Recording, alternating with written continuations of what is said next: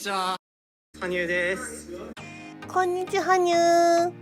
ィギエモンです。羽生結弦選手が2021年全日本選手権にエントリーされていましたね。もちろん実際に出場するかどうかはまだ分かりませんが、出場する意思はあるということで、ちょっと嬉しいニュースだったので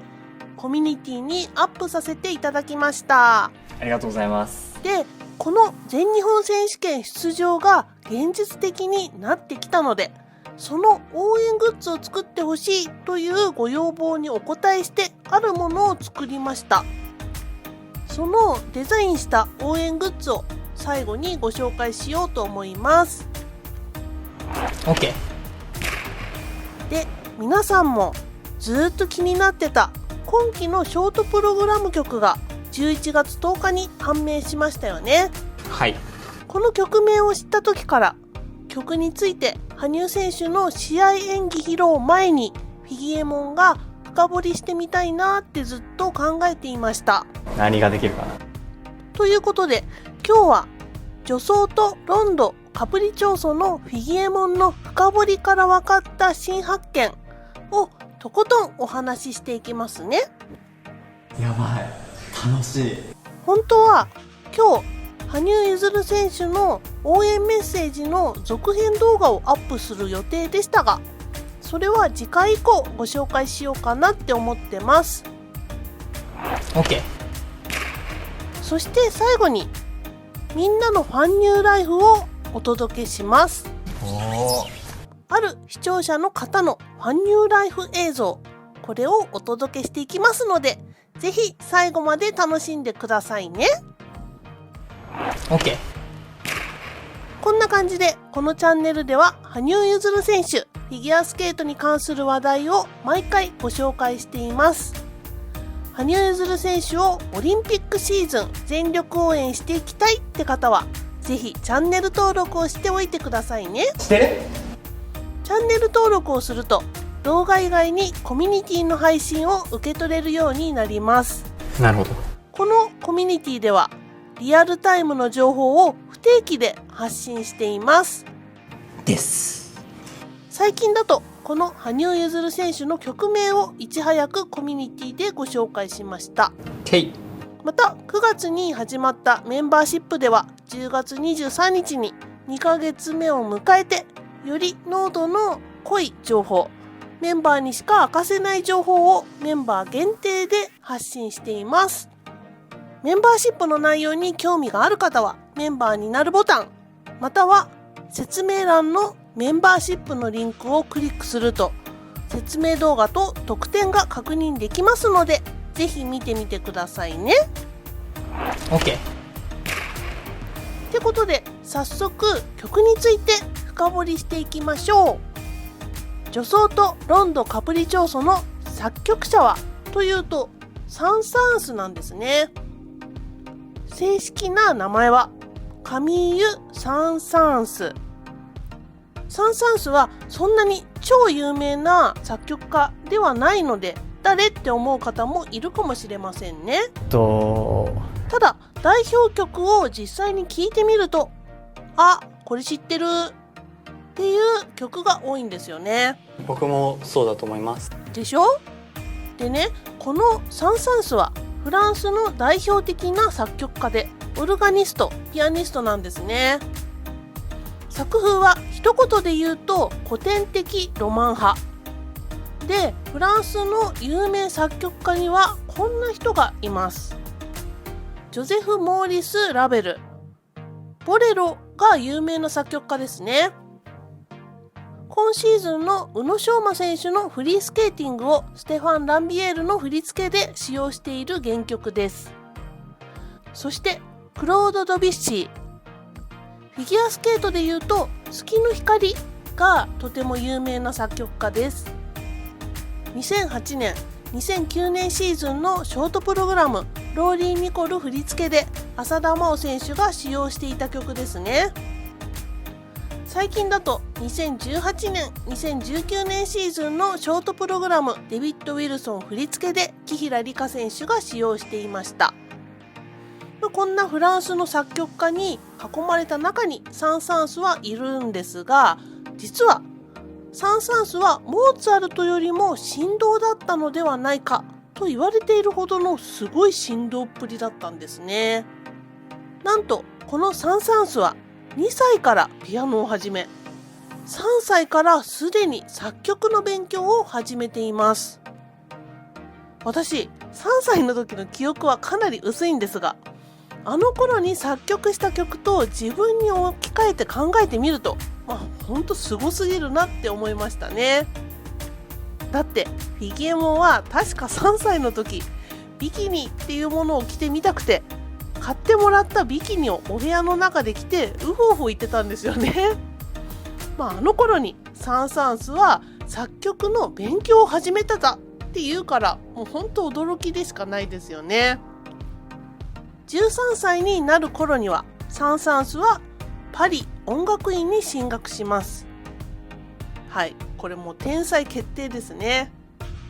で、16歳の時に最初の交響曲を仕上げて、オルガニストとしてはパリでもトップクラスの実力と呼ばれていたそうです。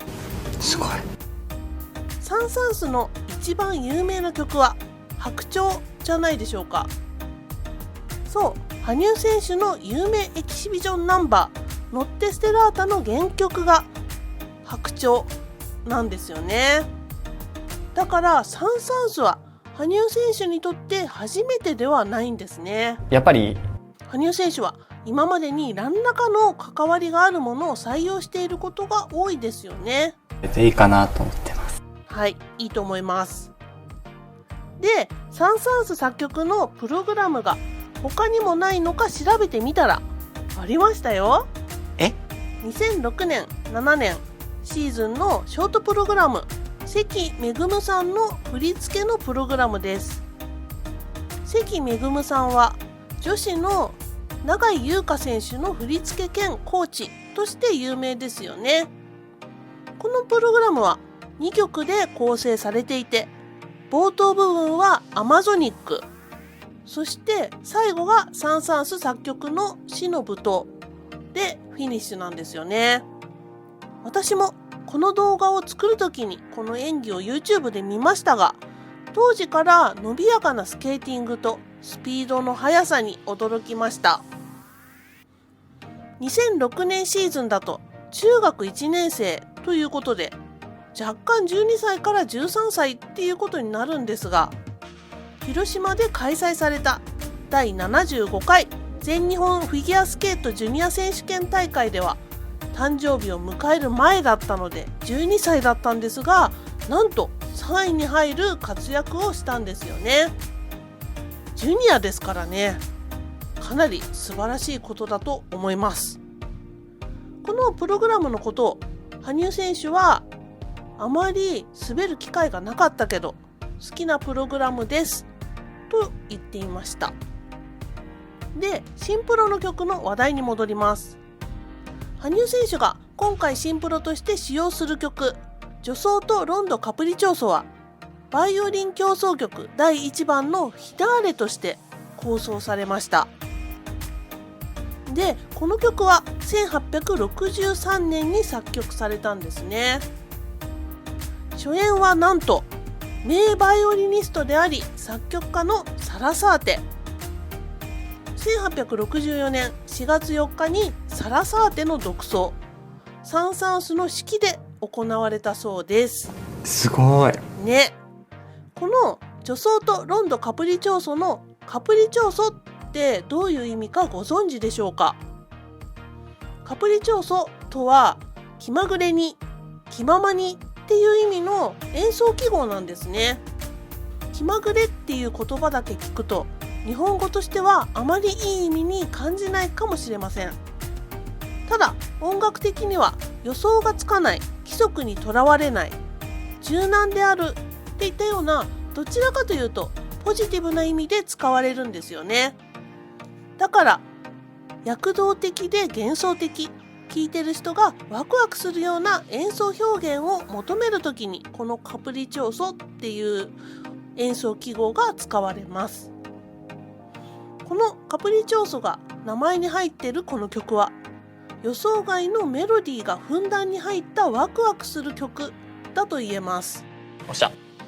ただ原曲はバイオリンの曲なので、ピアノになった時にイメージが結構変わるかもしれません。はい。とはいえメロディーは異端調であるにもかかわらず、全体的に明るい曲調と感じるのは、転調が多く柔軟な曲だからと言えるかもしれません。そして羽生選手が今回使用するのはピアノ曲という情報から、おそらくこの原曲をクロード・ドビュッシーが2台ピアノのための編曲したものをベースとして使用するのではないかと思われます。清塚信也さんが編曲しているとは思いますので、完全にドビュッシー編曲のものではないとは思いますけどね。かなり。OK。で、この曲は1889年に出版されたものです。私がこの曲を聴いて一番最初に思い出したのが、1985年世界選手権のビアンカ・パノバ選手のボールの演技です。これはフィギュアスケートじゃなくて新体操ですね。15歳のビアンカ・パノバ選手が演じた女装とロンド・カプリチョーソはバイオリン独奏曲を使用していましたが、流れるような音を見事に体のラインで表現した芸術作品だと私は思っています。私は当時リアルタイムで見ていたわけではなかったんですが、この演技を後から振り返り心奪われたものです。もう何度見たか数えきれないほどこの演技を見ましたね。見ててすごく気持ちいいし素晴らしい出来なんで、 YouTube でも見れますので、ぜひ一度見てみてくださいね。 OK。そしてフィギュアスケートです。この曲はフィギュアスケーターにとってとっても有名な曲と言えます。まず最近で一番有名なのが三原舞依選手の演技ではないでしょうか。2015年、2016年シーズン、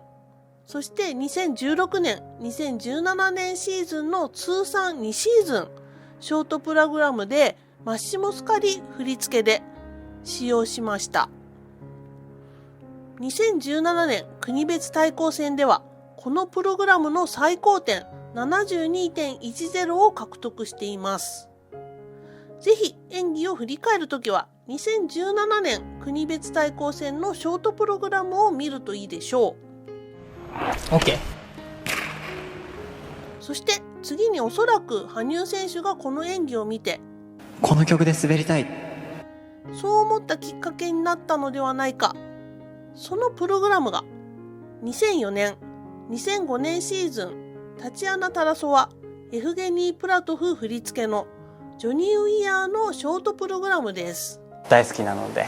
なんとジョニー・ウィアーのこのシーズンのフリースケーティングは秋に寄せてなんですよね。羽生選手が10歳から11歳の頃のプログラムで一番小さい頃の憧れみたいなものが出来上がったシーズンなのかもしれませんね。そしてジョニー・ウィアーの使用プログラム曲を見てて気づいたのは、羽生選手の使用曲にめちゃくちゃ被ってるってことなんですよ。2005年、2006年シーズンのショートプログラムはサン・サーンスの白鳥。これは先ほどお話しした羽生選手の代表エキシビジョンナンバー、ノッテ・ステラータの原曲ですね。そして2008年、2009年シーズンのフリースケーティングは映画ノートルダム・ド・パリなんですよね。これらの演技は見ているとちょっとした動きが羽生選手と似ていて、羽生選手が好きだったから真似していたんでしょうが、僕もそうだと思います。いずれにしても羽生選手はジョニー・ウィアーの演技が大好きだったのだと思います。だから2004年、2005年シーズンのショートプログラムを見ておくと、実際にシンプルを見た時に何か気づくことがあるかもしれませんね。一番いい得点を出しているのがエリック・ボンバール杯、今のフランス大会のことですね。ここで 75.90 点を獲得してショートプログラムで1位になっています。この数週間前に開催された NHK 杯でも 74.05 で1位、評価されていたプログラムと言えるでしょう。見るときはこれを踏まえて見てみてくださいね。 OK。ってことで、次に有名なのは2014年ソチオリンピック女子シングルの金メダルを決めたアデリナ・ソトニコワのフリーです。この演技はアメリカのアイスダンス選手だったロシア出身ピーター・チェルニシェフによって振り付けされています。ライブ配信の時もお話したんですが、このソトニコワのプログラムは助走とロンド・カプリチョーソを使用しているとはいえ、とても独創的な編曲がされていて、静かで美しいメロディーがあまり印象に残らないプログラムになっています。だからイメージは独創的です。羽生選手が使う曲のイメージとはかなりかけ離れているかもしれません。ただ一つ言えるのは、ソトニコワはこの曲のフリーでキム・ヨナを上回る得点を出して金メダルを獲得した演技のいいプログラムであり曲であるっていうことなんですよね。フィギュアスケートの場合はスポーツなんで演技を気にする選手がとても多いです。羽生選手もおそらく気にしていることでしょうから、金メダルを獲得した曲というのは演技がいいと思ってるかもしれません。そして最後にご紹介するのがエフゲニー・プルシェンコのプログラムです。この曲をプル様がやってたの？そう思う方もいらっしゃると思いますね。2012年、2013年シーズンのフリースケーティングでサン・サンスメドレーとしてセルゲイ・ペトゥフォフ振り付けのプログラムを滑ってるんですよね。サン・サンスメドレー、あんまり知られてないこのプログラムですが、それはプルシェンコがね、腰を悪くしてしまったシーズンだからなんですよね。あまり披露した試合がなかったようです。でも羽生選手はプルシェンコのこと大好きだから絶対に知ってたはずですよね。このプログラムは冒頭から中盤までが助走とロンド・カプリチョーソ、そして少し白鳥を挟んで最後死の舞踏へと盛り上がる、そんなプログラムになっています。美味しいわ。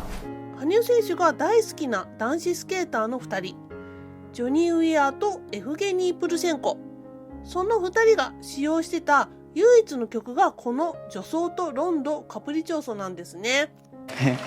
なのでぜひこのお二人の演技のリンクを概要欄に貼っておきますので、そこから確認してみてくださいね。 OK。そして次に考えるのが、この曲に合う衣装ってどういう色とデザインってことです。これはね、結構難しいです。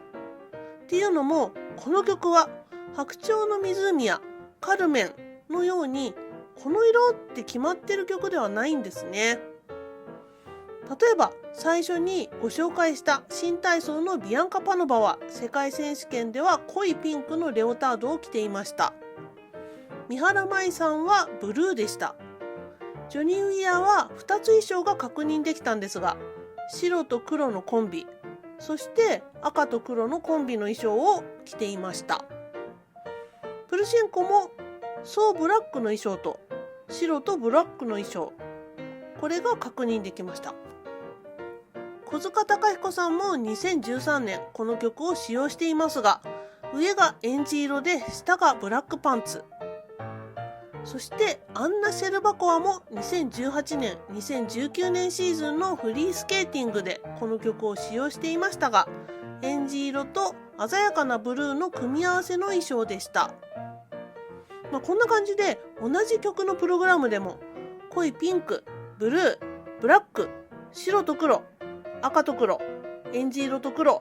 エンジ色とブルーとね、いろんな色が出てきました。なので羽生選手は曲によるイメージなしに自分が好きな色を指定できるということになります。僕もそうだと思います。そこで立ち戻って考えたのは、このプログラムはどういう意図で選ばれたのかっていうことです。昔から滑りたい曲としてこの曲を挙げていた羽生選手。実際にオリンピックシーズンである2021年、2022年にこの曲を選んだ理由、それをフィギエモンなりに考えてみました。まずこのプログラムのタイトルは何か。いつも羽生選手はプログラムにタイトルを自らつけていますよね。この新プログラムのタイトルはまだ公表されていません。はい。だから独断と偏見のもとにちょっとね予想してみようかなって思いました。 OK。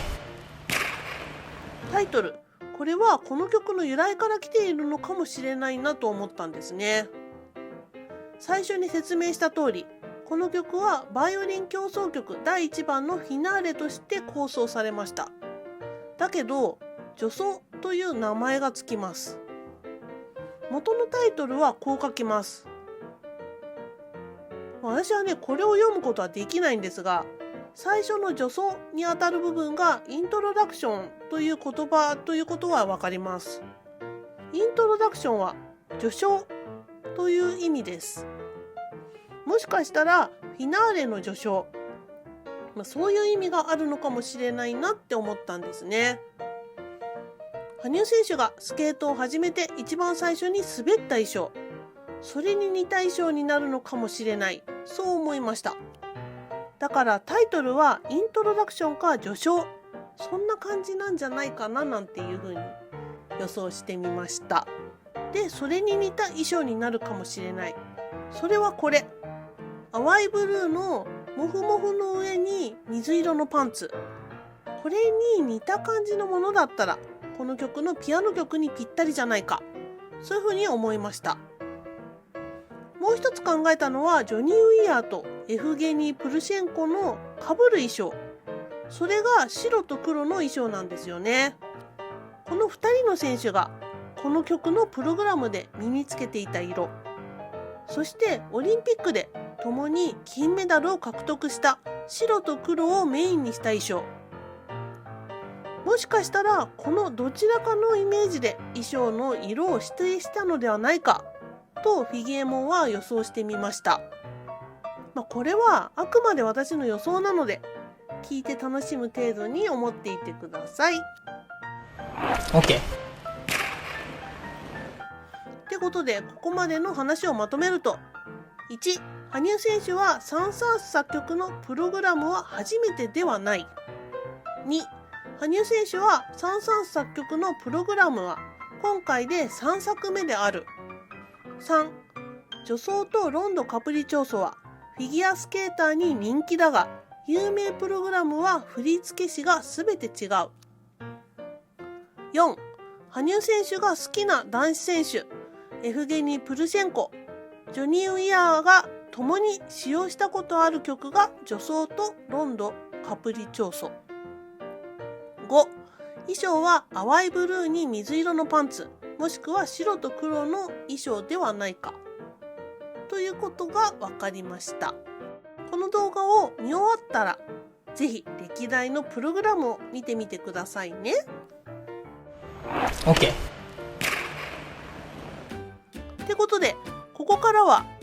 冒頭でご紹介した全日本選手権で役立つ応援グッズをご紹介していきますね。まず全日本のチケットが取れた方が思ったよりたくさんいたんですよね。メンバー限定のライブ配信をした時にチケットが取れたのか聞いてみたんですが、かなりの高確率でチケットが取れている方が多かったようです。初めて全日本選手権を観戦予定だという方も多い感じがしました。そこで浮かび上がったのが、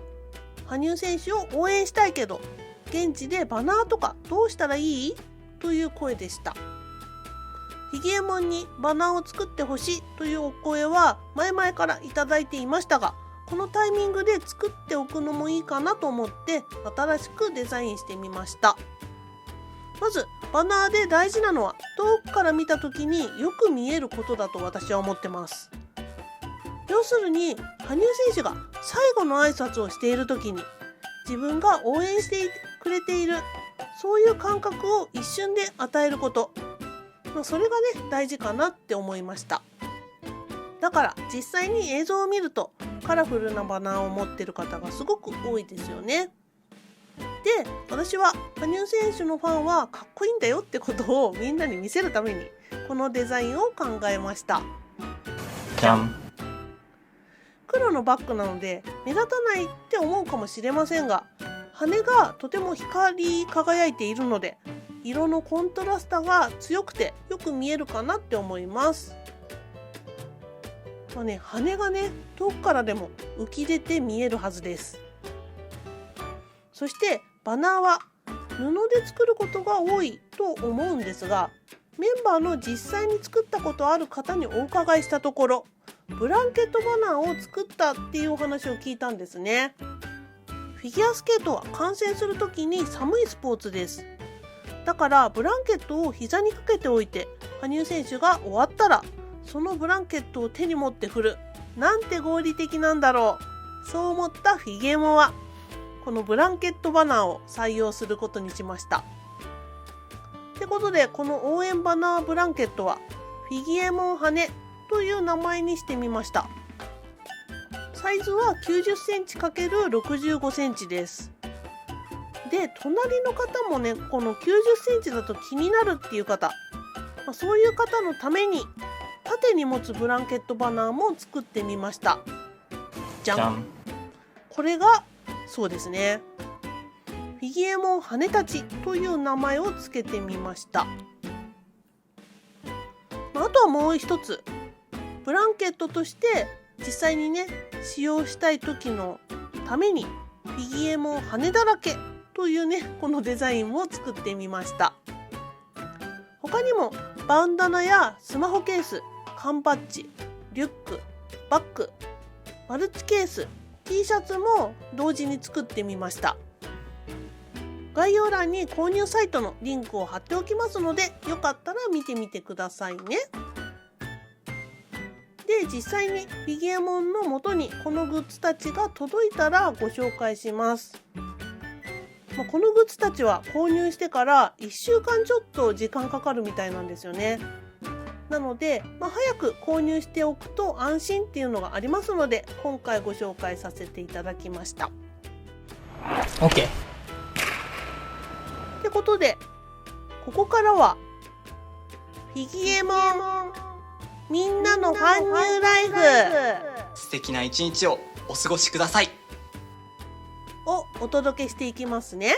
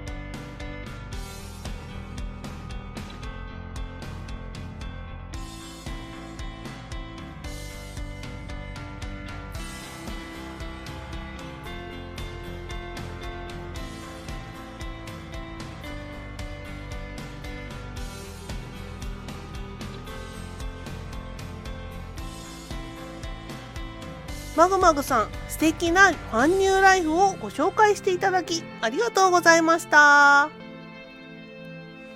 今日は羽生選手のショートプログラムの新プロ曲、助走とロンド・カプリチョーソについて深掘りして分かったこと、そして羽生結弦選手応援バナーブランケットのご紹介、マグマグさんのファンニューライフをお届けしてきました。そして最後にお知らせです。2021年12月7日が近づいてきました。今年は羽生選手のお誕生日動画に皆様からのメッセージを集めてお届けしたいなと思いました。とは言っても先日から応援メッセージを募集してきたので、同じメッセージだと面白くないですよね。なのでフィギュアモンは考えました。羽生選手が見て楽しめるのはどういう動画かっていうことで、もし羽生選手が1日だけ一緒にいてくれるなら何をする？この質問に対して皆さんのメッセージをいただけたらなって思います。二人っきりでもみんなと一緒でもそれはどっちでもいいです。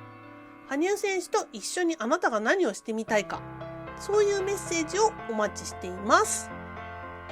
そのメッセージを集めてお誕生日動画としてアップさせていただきます。